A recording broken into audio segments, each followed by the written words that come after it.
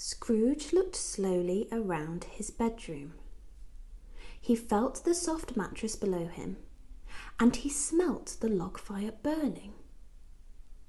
He was home.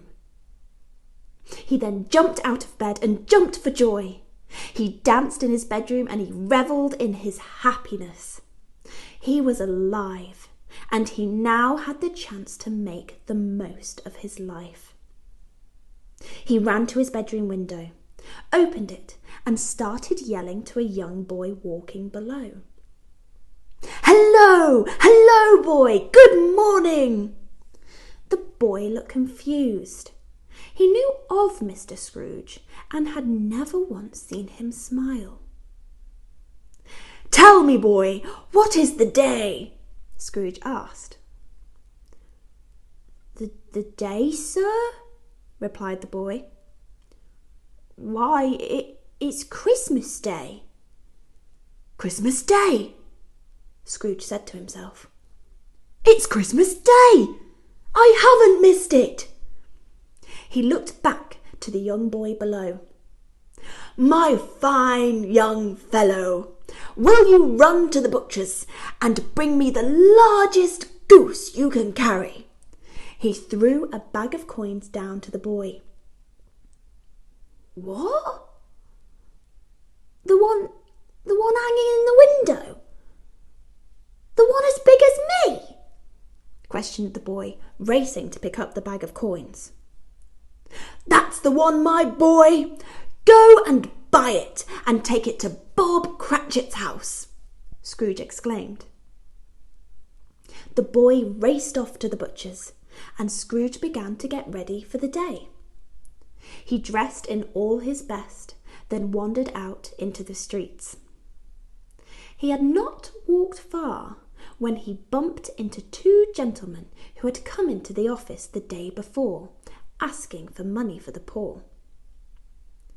"My dear sir," said Scrooge, "how do you do? I fear I was unpleasant to you yesterday. Allow me to beg your pardon. Here."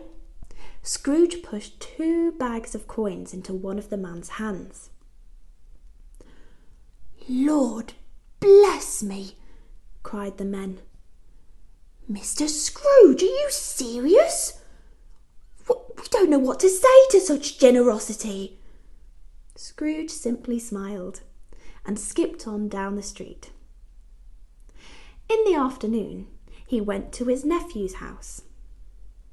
"Fred," said Scrooge, "it's your uncle. Will you please let me in?" Of course, Fred let him in. It was a very hearty welcome.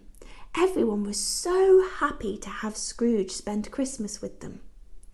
The once bitter old man had the most wonderful afternoon eating dinner and playing silly games with his family.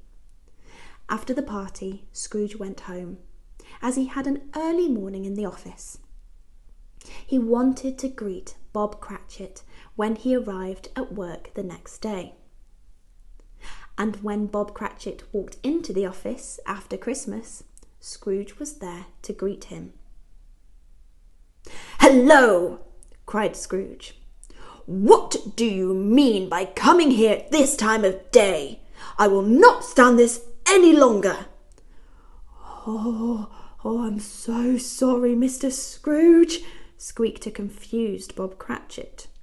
He was sure Mr. Scrooge had asked him to come in early in exchange for having Christmas Day off. I thought you wanted me to start early today." "I did, my good man. I've come to realise that I asked too much of you," Scrooge explained. "You shouldn't be here. You should be out on a morning walk with your family." Bob Cratchit began to smile, though he was still confused. "Oh, and another thing. I'm going to raise your salary.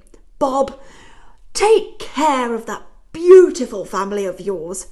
Merry Christmas." Scrooge laughed and laughed while Bob Cratchit welled up with happy tears. Oh, "Oh, thank you, Mr. Scrooge. Merry Christmas." And with those words, Bob Cratchit ran home to his family. The whole town was so surprised upon hearing that Mr. Scrooge had become a jolly and caring soul. He became a better person. And to Tiny Tim, who did not die, he became like a second father, always making sure that the Cratchits had everything they needed. Scrooge became as good a friend, as good a master, as good a man, as good as the old town knew. It was always said that Scrooge knew how to keep Christmas well. May that be truly said of us, and all of us. And so, as Tiny Tim would say, God bless us, everyone.